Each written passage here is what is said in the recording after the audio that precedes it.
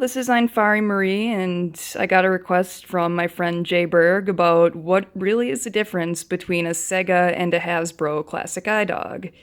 So it's like these probably aren't the best comparisons because they're weird colors, but I think I can still get through the point. But the one on the left, the striped one, is a Hasbro model from the US, and the one on the right is a Sega model from Japan. But one of the biggest differences, at least looks wise, is that the Hasbro has a bigger head and more transparent ears, while the Sega has more frosted ears, and it has two buttons on its head, while this Hasbro only has the nose button, and then both have tail buttons, and that the Hasbro has the more dots for the speaker, while the Sega looks like it kind of has the light array for the speaker.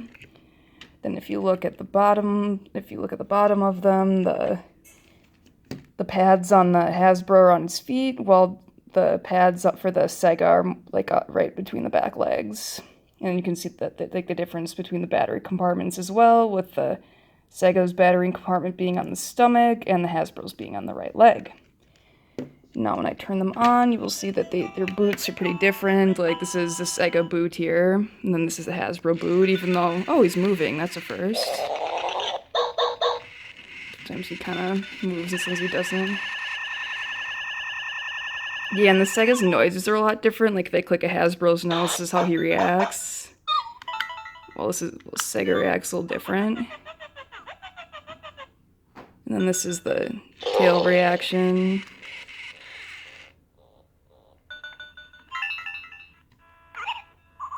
And they both get mad, but they still react quite a bit differently. And if you press the nose, this is how you get. If you get a Hasbro to play its song, you click the nose twice.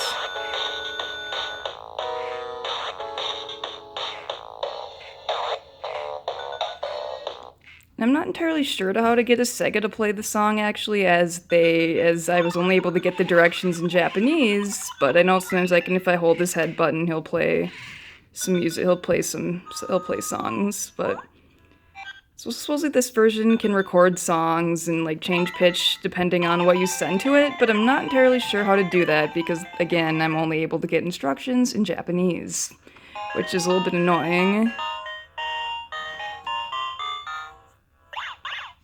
But his noises are very different than the Hasbro versions, and he has a few more sensors and buttons. Like, he has the two top buttons, while some of the older Hasbro versions have a light sensor on their head, which the Sega does not have.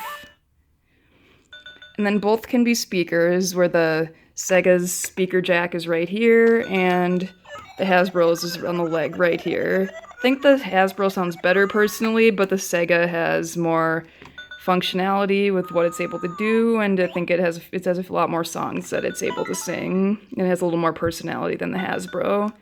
I've been collecting the Segas lately because they're a lot harder to get than the Hasbro dogs.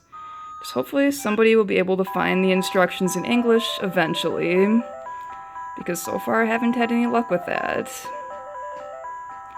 Also, if anyone can tell me what kind of Sega idog this is, if it's a limited edition or something, please let me know, because I found it randomly on eBay, and I'd never seen one that looks like him before, which is why I got him. But I also recently got the Atmos model, so that'll be pretty exciting. But anyway, thank you for watching, and let me know if you know anything more about getting the Sega model working, and hope you enjoy looking at my idogs. Thanks!